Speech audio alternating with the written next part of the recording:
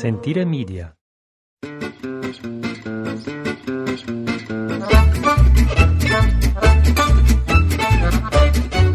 right, here we go. 17 February at 8:15 in the morning. Thank you so much. You've done it again. Very good. You found us, downloaded podcast from Italy. This is our third podcast in a row with only a 10-day break. Whoa. We'll see if that becomes a habit. Don't get used to it. Do not get used to that. What is today? Monday morning. Everything starts on a Monday. So here we go. Monday morning. Beautiful sunny skies out today. Too warm, much too warm. It's going to be a beautiful day again. I know we sound miserable. It's going to be another beautiful day. No, we're not. Well, I always complain about the weather, but it's just been spring's here much too quick. It's been 15 on average every day. Yeah. Some days warmer, some days a little bit cooler, but it's way too nice and too dry. Too dry. Saying it. All the fruit trees are starting to blossom. We'll get into it in a little bit. But my name's Jason. There's Ashley. Together, we live at Cacamone.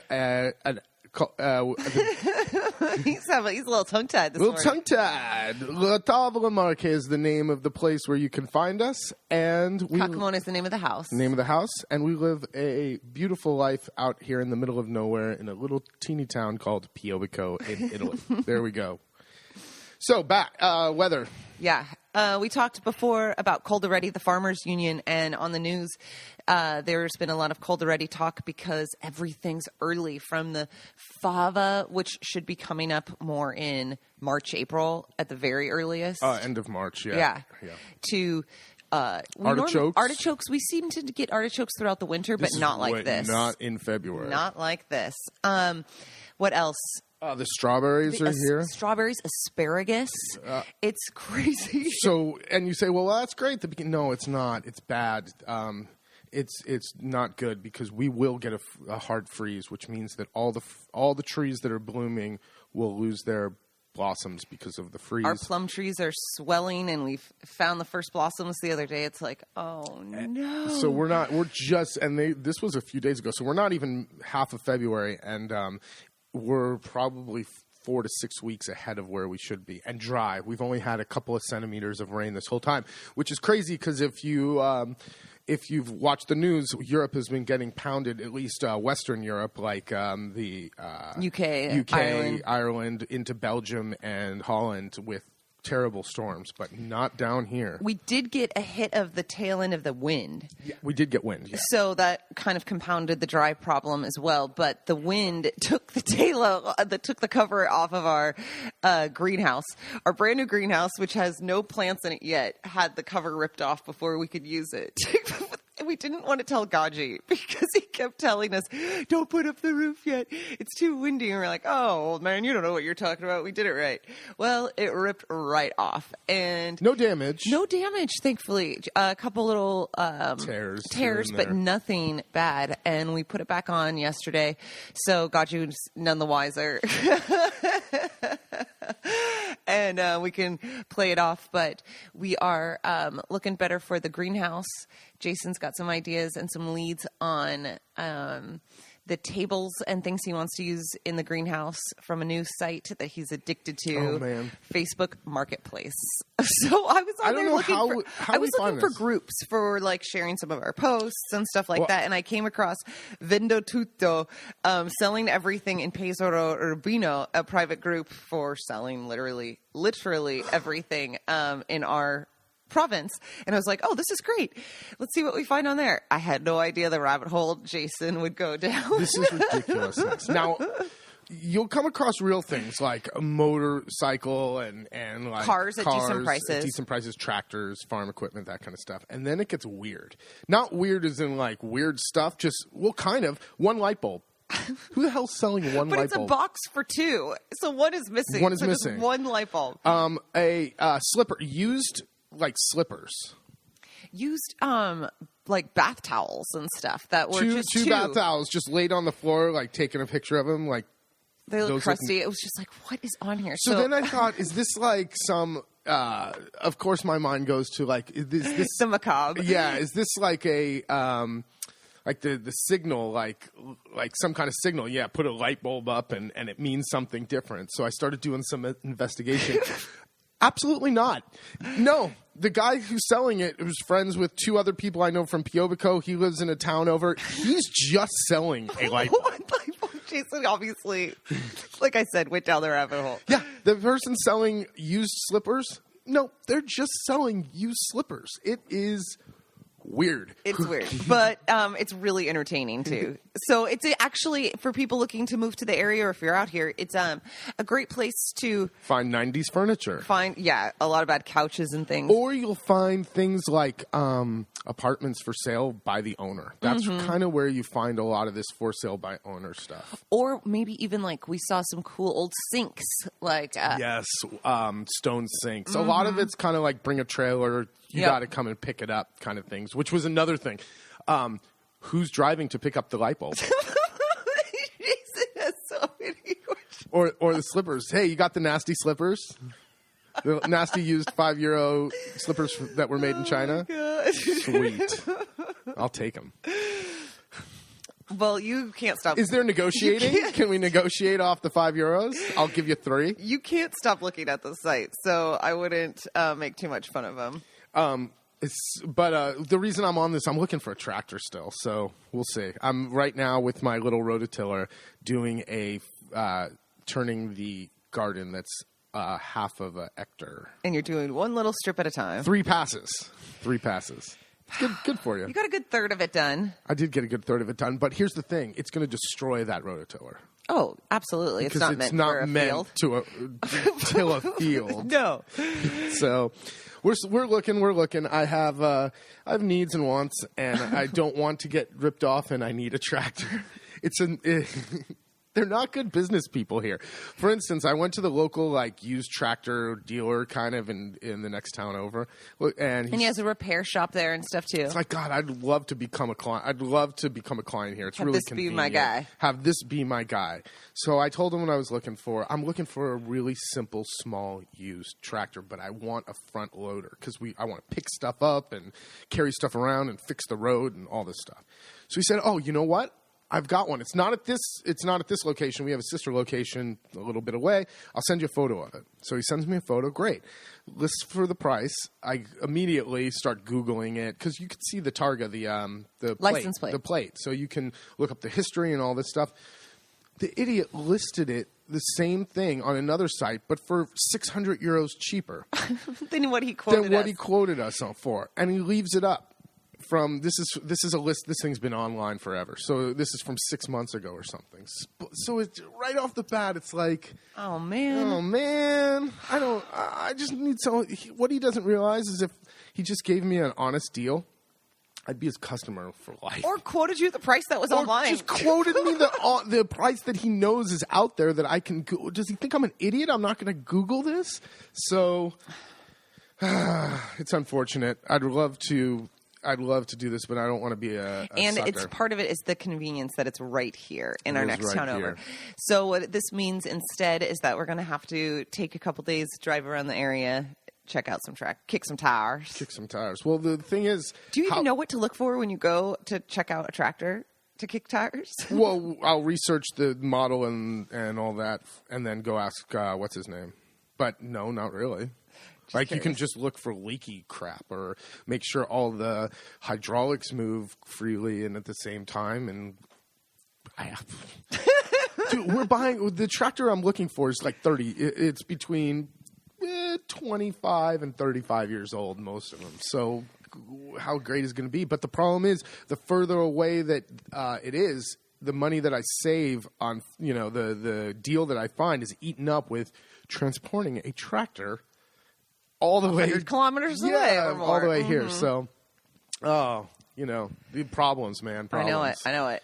Something else that I forgot to mention with the weather that we've been having, it has affected your sausages. You want to talk about that? Yeah. Thankfully, It's been the talk of town. So Everyone's going to on Tuesdays is the little mini market Mercantino in POV. the little traveling market. Yeah, the it's got camions. It's got the show up. porchetta guy. It's got a fish guy. It's got a guy who sells plants and vegetables, and it's got Fusciani, Fusciani. the Fuster. So it's Selling meat and cheese. Yeah, selling the prosciuttos and cheese.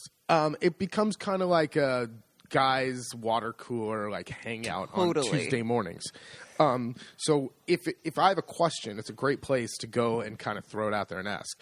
And I've had because everyone wants to throw their 2 cents in. Like everyone's just meandering around, hanging out. So exactly, it's just kind of a hangout. So I go and say, hey, it's weird this year with my salamis and the sausages, because those are the ones we already put up. Every third or fourth or fifth one will be not aged properly. It will be they'll have holes in the middle, and it means that it didn't cure properly when it was hanging. Come to find out, a lot of people have had this problem this year, and it's not what we're doing. It's the temperature, because we all cure them in the air. I don't have a refrigerator or most, like if you do it on a production scale, you'll take like a walk-in refrigerator and turn it into, it's not refrigerator temperature. You'll turn it into like an cella di stagionale. How would you say that? Seasoning room. So you would, but what kind of temperature to give people? You'd keep it more like 75% humidity and in the 6 to 12 degrees. Okay. It's 12 at the most. We're here, yesterday was 17 degrees.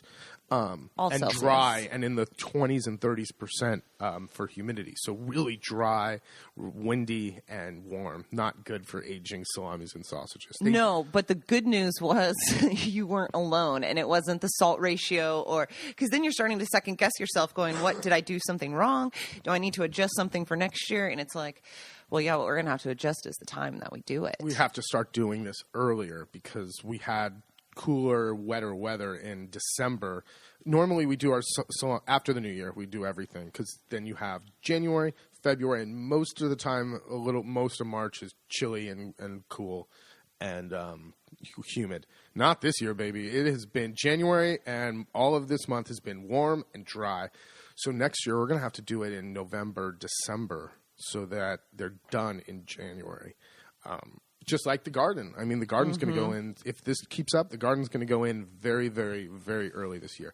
So what were so everyone's having this problem. What was the fix? Well, Fusciani had a good one. He has a industrial vacuum seal machine. And he said to bring all the salamis over there.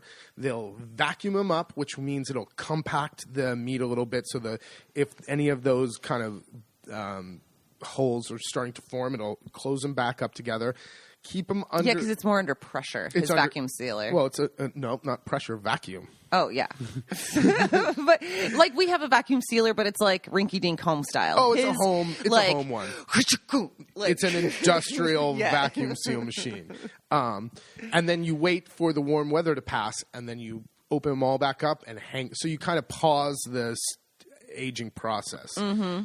Which is interesting. Which is interesting to think about. I didn't take. Gaji said no. Gaji was no. I think Gaji said no just because Fusciani had the. There's a lot of backstory between. I don't want to use his. I don't want his machine. And I don't want him to have the solution to my problem. So we opened up one the other day, one of the salamis, and what's happening is the first, I would say, third of the diameter of it. Or I'm sorry, think of the round of the salami. When you cut it open. The outside third is aged properly. You could tell by the color and the feel of it. But what happened is it's supposed to age all together. So it's creating almost like the dry air and the higher temperatures are creating like a skin almost. So the middle of it stays almost raw and not aged, and the outside is aging instead of it aging all the way together. That's a good way to put it. Aging is not the right word. Curing. There you go. No, but that was a good explanation. So when you cut it open, you could see there's like rings like a tree. Yeah. There's an outer ring and an inner ring, and the inner center is more pinky and soft, and the outer part is that deep red salami color. It's not even red. What would you call that salami color? Yeah, but I know what you mean. Yeah. It is dark. So C'est la vie. 150 kilos of meat down the shitter. I hope not. Do you think that's how much we'll lose? I have no idea, babe. It's going to be 17 degrees again today. It's not going to get better. It's not going to. We've been really busy though in this nice weather, trying to make hay while the sun is shining and doing some outside projects. Last time we talked, we'd done the burn on the hill and some of that, and we built our salad box that we said we were going to do with the leftover wood from the picnic tables that came together in a cinch, surprisingly, and that's ready to go for salads and carrots, and that'll be up here. That's up here right by the patio. And we also took down the tetanus shot waiting to happen. The children's play equipment. Okay, so we found. These old houses have hysterical like plans and things when you look through old drawers and you find not only the plans of the house, but when they have projects and submitting these projects. You have to have an architect like make a architectural diagram of everything, and it's just a waste of money for a children. Jungle gym. Yeah. And so we knew it was pretty hardcore. And there were we had taken down the swing set a long time ago. Which was cemented down, huge beams, really nice. And then we had this like wooden playhouse jungle gym thing with a slide and two kind of horses that would just teeter back and forth. The teeter horses with on a spring. On a spring. Like, think of a truck spring. It's just sitting on a truck spring. So everything was disintegrating, and just time had taken over the wood. The wood was. And it was like, oh, man, not really a tetanus shot waiting to happen, more of just horrific splinters, I think of. And so we went to take down the horses first, thinking that might be the easiest. Okay. I don't know. We never found the base. They have these steel, platforms that are dug down and cemented in so deep that we gave up digging around to find the end of it to try to dig it out. It's like, screw it. It's. Oh my God, we're just gonna have to bury it again. So then it was insane. It was such a production to get these. I was like, maybe we should take, because they have these nice steel platforms about 10 centimeters under the ground that are like really thick, and I was like, you can bolt on a windmill for electricity to this thing. Like, it is so deep and so in there that what can we use to kind of anchor down on this platform? Yeah, he was super excited. But then I was terrified, thinking, wait till we get to this playground thing. This is going to be a disaster. If these two horses were that deep in the freaking ground. The slide is going to be. The slide is going to go to China. Like, what are we going to do? And we go over and we start pushing on it and futzing with it and trying to get a game plan. It is able to be popped out of the ground. There was no cement. Nothing. One of the legs we were able to just rock out of the ground. Not only that, it's like they spent all their time and effort and energy putting in those two horses. The two horses and the and the swings at the end, and it was like at the end of the day, screw it. We'll make holes and just stick it in there, because the legs weren't even that deep into the. Well, how deep would you say they were? 15 centimeters, and then one they'd have like a nail stuck at a 45-degree angle to kind of grab the dirt, but those were supposed to be cemented in just like everything else. That's what children that's built for multiple children to be playing on in rough housing, where the horse is made for one, and it's like, what the? So we were able to take it all down, and we're going to reuse some of that wood for the new chicken coop. Yeah, we got good beams, we got good treated wood, like where the wood met the. Where the wood met the earth, I had to cut it from there because it's just kind of. But otherwise, these are solid, treated hardwood beams. They're nice. And speaking of the coop, last night we did the midnight shuffle and boxed up the chickens. It's best to move them at night because they're asleep or tired on their perch, and Jason can just go in, kind of pick them up, put them in a box, and for the most part, I mean, we have 13 in our coop, so it starts to get a little rowdy once they're moving around. But if you only had 3 or 4, it gets really easy to move them. And we took them over in the cloak of night to Carolyn and Luke. 6:30 in the evening. 6:30. I was like, should we do this at 8? And Jason was like, you will be in bed at 8. Are you kidding me? She's like, should we do this? Oh my God. When have we ever done anything at 8 p.m. this time of year? No way. As soon as it gets dark, we're boxing these chickens up and throwing them over and we sound so lame, but they are now over there at the Hen Hotel, nice and dry and warm, and now we can start the takedown of the coop. Yeah, today's easy day. Today's the easiest one. Demolition. Yep. It's easy to go in there and just rip apart the coop with a sledgehammer and crowbar, pry bar. The part it's going to get more difficult after that. Exactly, the building. Well, the building and the figuring out the water plan. Oh yeah, you realized you're not going to be able to do the drainage you thought you could do. No, There's too much runoff. I wanted to put a French drain to take away the water, but the more research I do, a French drain takes away underground water, and we have just a river. We have underground and above ground. So what I think we're going to do is put in one of the those big cement grate things at the corner, and then a line along the wall. You know what I'm talking about? The square cement, like you'd see it. That you see on the side of the road? Yeah, or like a park or something like that. Yeah, something like that. Where do we get that? At the build, we saw them at the build. We saw nice ones made out of the nice steel with the stamp. Oh yeah, we were not going to get that for the chicken coop. Oh, okay, we'll get the ones you see in like a park or on the side of the road for the drainage. Okay, all right. What else is going on? Like I said, we've been doing all these projects. Carnevale it has kicked off in Venice and in Fano and little towns all across Italy, the festivities, and we are preparing by making cresce di Pasqua. Last podcast, we talked about the sweets that you typically find around this time of year for Carnevale, and today we'll talk about my personal favorite, the savory things you find. And my favorite one is cresce di Pasqua. Well, this has a lot of names. It's called cresce di Pasqua, pizza di Pasqua, pizza di Pasqua al formaggio, brusca, la brusca, la pane brusca. Lots of different names. It's all the same thing. What it is it's a quick leavened bread that's very rich with two types of cheeses and pieces of pecorino and eggs and oil and butter. The recipe will vary between where we are in the foothills of the Apennines to the coast based on kind of, as Jason said, it's a rich bread. So depending on how much money people had of a different area, it will reflect in this bread greatly. So Piobico's version's a little light. It's a little poor. And what we mean light is it's light in the cheese and light in the stuff that costs a lot of money. Whereas as you go to the coast and go to maybe Fano and Pesaro, it becomes much richer. And this is the one that we prefer.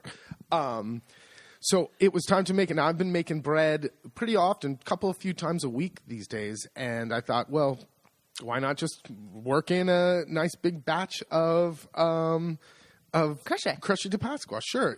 We've got a ton of eggs floating around here right now, and it is time. So when I was down talking with the guys at Fusciani's, I picked up the grated cheese, grated pecorino, and grated Parmigiano Reggiano, 3-year, good stuff. And I was like, he came home and was sitting at the table going over the recipe and kind of flipping through his little notebook for the bread he makes. And again, looking at the recipe, and he was like, I think I want to change some stuff. Like, there's too much. There's just too much yeast, and I'm going to add some more cheese. And I was like, oh my God, he's futzing with it. I said, you haven't made this in a year. Why don't you just do one the way the recipe says, and then for these like other 25 loaves, then you can start futzing with it. And do you remember what you said to me? No, I don't. You said 4 kilos or 0 kilos. 4 kilos or no kilos. 4 kilos or no kilos. And he meant 4 kilos of flour or no kilos. And I was like, oh my God. And he says that because the mixer. Well, my mixer doesn't do one batch of bread very well. You have to do a little bit of a quantity to get the kind of screw to work properly. And to do it by hand, my physiotherapist told me not to need bread. Last year I needed bread by hand, and I really messed up my hands and my forearms and my elbow, and I had to go to the physio and get the laser. Oh, wait. You're a man. You should be tougher. Should be tougher. I'm a man. You should be able to do a loaf of bread. So, and I've been doing bread a lot. So, and for podcast faithful, you'll remember this because we've talked about this bread times go by. This is the bread that Gaji pulls out every November. Yeah, November, December. He wraps up this bread from Easter loosely in tinfoil, throws it in the freezer, and then it reappears in the late autumn. And when we're sitting at his house having dinner one night, and he'll look at us and go, pane di cresce di Pasqua, huh? Can't even tell the difference. Can't even tell that it's been in the freezer for 8 months. And as you eat it, you think, oh my God, of course I can tell because it tastes like I'm eating the freezer. It is so dry and it is so freezer burned. So yeah, this is that bread. Did you want to go over the recipe at all? Okay, so I'll give you the lowdown for this is Rosanna's, Gaji's wife's recipe. It's in grams, so you have a computer, you downloaded this podcast on there, just you can Google what the equivalents are. Here we go. 5 eggs, 600 grams of flour, 75 grams of of slightly warmed oil, 75 grams of melted butter, 100 grams of grated Parmesan. Now, I upped that. I put one. Well, here's where I went wrong. Let me just give you this straight. Give them this the regular recipe. 100 grams of grated Parmesan, 100 grams of grated aged pecorino, 1 glass of milk. See, this is where it gets weird because this is Italian recipes, so it's not going to give you the exact amounts. It's a glass. It's not your big huge iced tea glass. No, this is a juice glass. A juice glass. 1 juice glass of milk that's going to melt into it a ton of yeast. 125 grams of fresh yeast, and that for us is 5 little squares. I've told you where you can find fresh yeast before, or if you can't find the fresh yeast, go online and you'll see the equivalent of fresh yeast to instant or the packet yeast. And then 150 grams of fresh pecorino cut into pieces. Salt and pepper, cubi, quanto bastano, when it's enough. So there you go. Okay, so you dump the flour and the 2 grated cheeses into a bowl and mix them together, and then dump that onto a board. Make a hole in the middle, scramble your egg, crack the eggs just like you're making pasta. Bring everything together with also put the salt and the pepper into the eggs. Okay, so we have a big well of flour and grated cheese. Or a big mound of flour and grated cheese. We make a well in the middle, just like you're making pasta. In goes the eggs. Crack the eggs with salt and pepper. Scramble them up and start getting everything together. Then, Fontanella inquiversala. Sorry, I'm translating this as I'm reading. Algamale bere ini condimento. Okay, lievito. Okay, so. After you have the salt and pepper together, you're going to take your liquids, so your melted oil, your melted butter, your oil, your milk, and the lievito, the yeast, in a little bowl, and you're going to melt those all together and make sure the yeast is all dissolved. That goes in with your eggs as well. Okay. Then we start mixing everything together. Just like pasta, don't break your well, otherwise you will have a mess. You're going to bring that together and you're going to knead it until it's bread. You'll notice the difference. Don't start adding more flour until you have everything together and you've really worked the dough. At that point... it'll be like a good sticky dough. It'll be a good sticky dough. It has a lot of fat in it, so it shouldn't stick to the board that much. Pecorino fresco, fire leviton, ambiente caldo. Okay, yeah. So once it's all kneaded up, put it into a bowl, let it double in, cover it, let it double in size. With all this yeast, it does not take a long time. Couple of hours at the most, few hours. After that, divide it, shape it to whatever you want to, let it proof. It usually takes an hour. Once it reaches the top of the whatever you put it in, shove it into the oven at 200. Here's another one. 4 quartre and forno ben caldo. So it says cook it in a good warm oven, 200 to 250 degrees for 1 hour about. Now, a 50-degree difference in centigrade is huge. That's a huge difference. And about an hour. Well, it depends on the smaller ones. Take less time, and you could cook them at a higher temperature. The bigger, if you just do this in one loaf pan, I would say closer to the 200 degrees and closer to the hour 15. If you do them in little, like, what would you call it? Little rolls almost. Yeah. It's going to be closer to the 250 degrees and more like 40 minutes-ish. So that is the proper recipe. Jason decided to futz. Well, 125 grams of yeast is huge.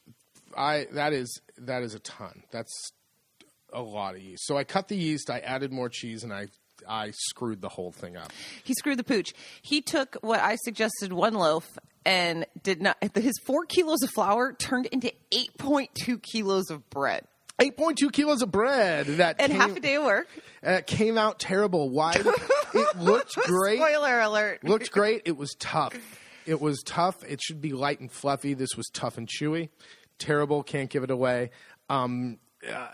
We gave most of it to the chicken. I said we put some away in the freezer for Gaji, since that's where he likes it the most. Anyway, it was like, we'll wrap up a few loaves for Gaji. He'll never know the difference. We wrapped up 2. We'll break them out in the middle of the summer and give them to him, just like he gives them to us. Oh, delicious! So I'll try again today. That was a big mistake. Should have done 1 kilo.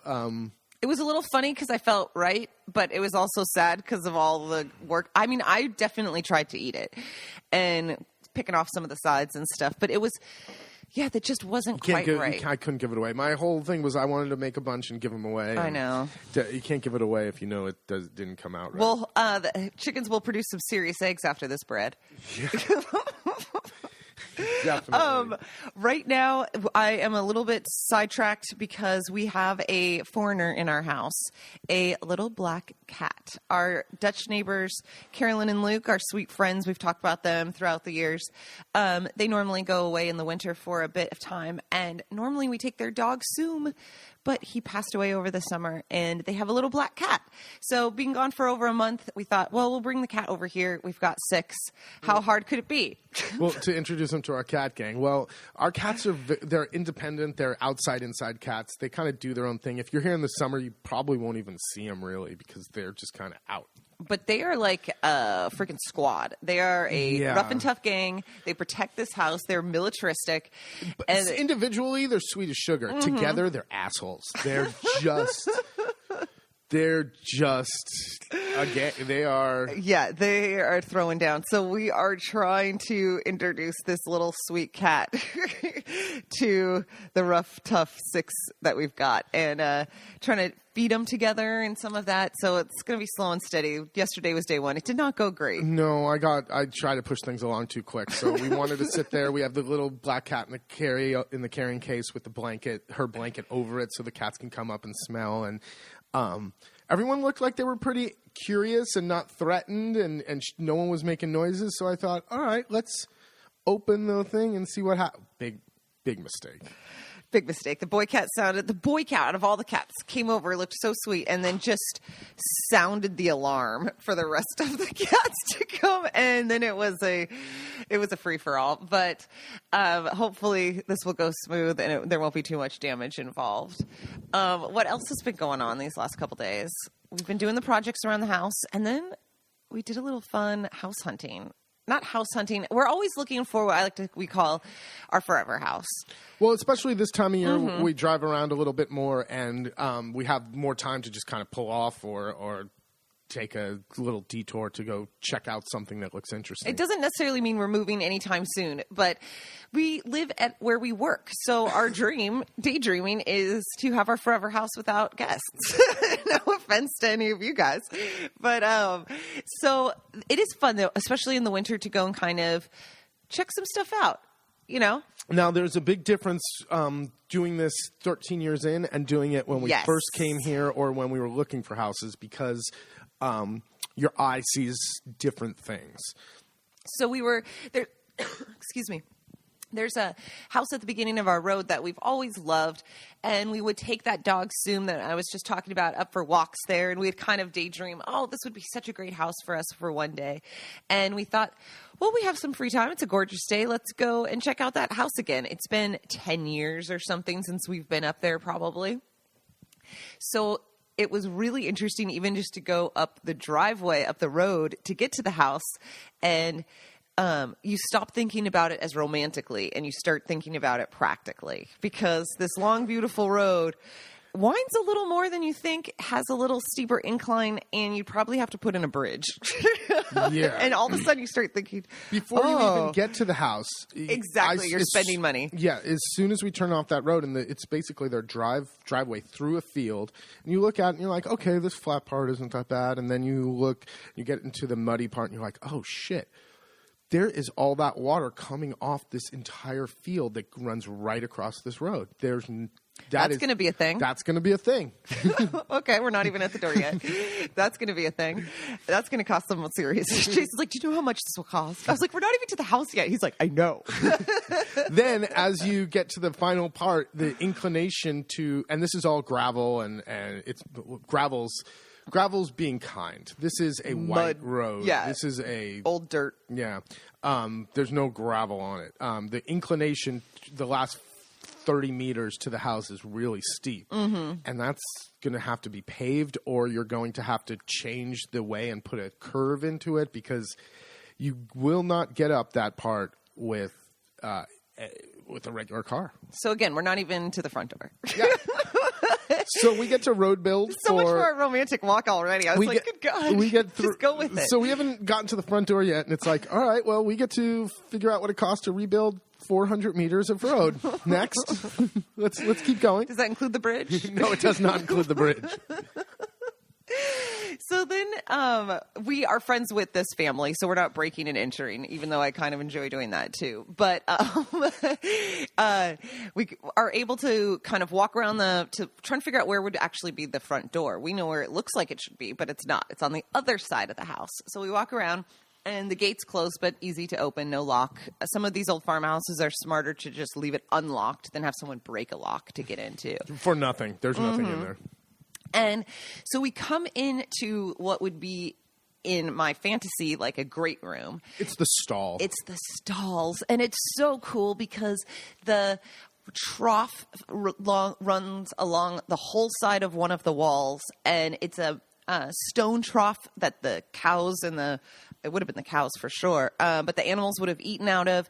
And the floor is actually pristine. The brick floor is fantastic. Huge, massive wood beams that look great, dark wood. And then but before you can even see the troughs, the whole room is just filled with wine barrels. Wine barrels in just the metal part that holds the strapping that holds them together, with the planks piled up, big, huge ones that are still together. Mm-hmm. Just interesting stuff. I had no idea they had so much winemaking equipment up there, like all that wine stuff. And then you're walking around so that is exciting, and you get kind of like this, oh God, look at all this. This is so incredible. But then you start thinking, wait a second, where's the fireplace? Not in the stall. Not in the stall. You got to go around to the other side of the stairs through two doors to get to a tiny room. So that's in these farmhouses, they would make a tiny room with a giant fireplace. It's these little narrow room, like enough to put some chairs, and the room is small, so it heats up really quick. But it's just you sitting in front of a fire. Yeah, there's nothing else. So it's like, what the hell? What do you do here? So then it goes, well, how many walls can you start knocking out? Knocking out of here, because the deal out here is you can do whatever you want to the inside, but you can't move a window, you can't move a door, you can't move any of the outside look. So the downstairs already is like, okay. Oh, and Ashley's putting a really rose-colored glasses on this. This is not a habitable structure. No, but this is where Jason and I differ. This is the hysterical discussion of what is considered a ruin. Because in Jason's mind, that's a ruin. Yeah, there is no bathrooms in that entire place. There is no plumbing. There is no water. There is no electricity. There is a roof. It doesn't leak. But you can't live there. That is a tear down. Oh my God, I think they would not call that a ruin. Babe, through the side of the main back wall was a gap, a crack that had to be 10 centimeters wide. Put a little plastic wrap over there. Little stucco over that one. Little stucco. No, that's a ruin. That's a complete tear down, and you try to save as much of the materials. Exactly. That's what you would have to do. But so we keep exploring a bit further. And but it is funny when they're like, that's not a ruin. And you're like, bullshit, that's not. No, that is a ruin. Even our Dutch neighbor was like, no, that's not considered a ruin. And Jason's like, yeah, it is. So we continue upstairs because we have been told and confirmed that and the structure of the house is still fine to walk through some of these. Yeah, I like to walk on the first floor. Exactly. And you start just seeing these beautiful rooms that are quite decent size, really tall ceilings, great windows, but a series of like 6 rooms. Down a narrow hallway. Corridor. And at one point, this farmhouse was a school, and you can easily see this. It looks like classrooms. Like little classrooms. And Jason just kept going, but where's the bathroom? Where did they go to the bathroom? I was like, dude, this is the country. They went outside. Yeah, there's no bathroom. No. But what do you do with all these tall ceiling, like, they're medium size. They're not great. They're not small. They're not big. They're medium. 6 of them, 3 on each side of the house. Holy crap! For 2 people. Some of the shutters are still there haphazardly. It's kind of cool. The last true inhabitant was a bull who lived there. Now it is run by some owls that shoot us out into Jason. One little owl was like, was that an owl that came flying out of there? And Jason was on his way out the door. He goes, yeah, the mama's back there too. Let's go. It was like, we got to go. But there's so much. So it's this is also why it's a teardown. I mean, the amount of fecal matter that is on the floors and things like that is like I posted a picture and someone was like, is that just bird poop on the floor? And it was like, yeah, but you see past that really quick. Yeah, but here's what you look past. Here's why I said at the beginning, this is with different eyes. Mm-hmm. You see the beautiful arch. Ashley still sees look, there's a trough, and look, the arch. And I'm like, look, there's 350 square meters to restore here. And that wall has a crack, and there is no power. There's no electricity. Show me the electricity pole that is bringing power here. No, it's a tear down. Holy crap! 2 years in asking for permissions, and then 2 years to rebuild it. First we have to build the road. That's what I was just gonna say. So it is. It's fun. I love going and looking at these places, but sometimes the reality check does set in, and you go, this place I've kind of fantasized about for years maybe isn't really what's going to be right for us. No, I'd rather have a smaller place with outbuildings, like places to like a garage, like a workshop kind of place, and a big great room for where the kitchen and the office is together, and less square meters. I'd rather have smaller space but done nicer than a giant house like that. And it's like, well, 3 of the 6 rooms are finished. Well, and because honestly, a huge percentage of the year you're outside. Yes. Spending all your time outside is so nice. Then when you're inside and it's the winter and cold, you don't want to heat so much space. So you only do want to have that little fire room corridor. But a little bit more than what I that. mean. I know. But you don't want to heat so much. So it's true. We do want something smaller. We did also see a property that was on the marketplace on Facebook and thought, hey, it's in Urbana. Let's just drive by the next time we're near it. It's kind of cool looking. And this place was fully restored. We weren't able to go inside when there was no breaking and entering this time. However, it was just immediately disappointing because what they don't show you in the pictures is the other side view. You can see Monte Nerone, our big mountain, which was kind of cool. But flip around 180, and it is the Zona Industriale. 2 podcasts ago, we talked about how great it is. I know. The Zona Industriale is great to go to. Don't live across the road from it. I don't want to live across the road from the Zona Industriale. So I know. That was as soon as we got out of the car. Exactly. Like, As soon as we got out of the car, Jason turned around and you can see everything and hear it. And he goes, back in the car. But let's just, you can walk around if you want, but I can hear machinery going, and that's not happening. Plus, you want to be able to pee outside. Oh, you could pee outside there. We were way back. I just couldn't listen to the trucks and the and all that. There was definitely peeing outside was fun. It's the cool thing to do in Italy. All right, what else we got? Otherwise, I got more of a garden to rototill by hand. I think it's time to get back to work. Yep, we got everything checked off the box. All right, bring us home. Thank you so much for listening to our podcast from Italy. You can find us on latavolamarche.com, Facebook, Instagram, all at Latavolamarche, LATAVOLAMARCHE. Shoot us a message. Ask us any questions. We hope to see you out here. I know we forgot the questions. Sorry about that, guys. All right. Keep sending them. Hopefully we'll remember next time. Just know that we have the best intentions. We have the best intentions, but we do zero planning for this podcast. It's authentic. It is authentic. We wake up and say, let's do a podcast. I don't really feel like going and standing behind a road show. Let's do a podcast Let's do a quick. podcast. Have a great day, guys.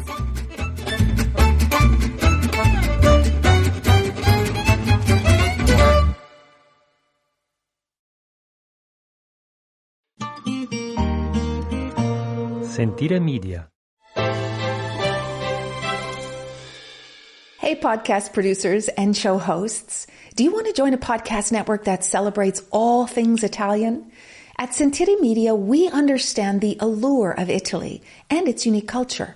Our devoted team of hosts and producers are all driven by their shared passion for Italy.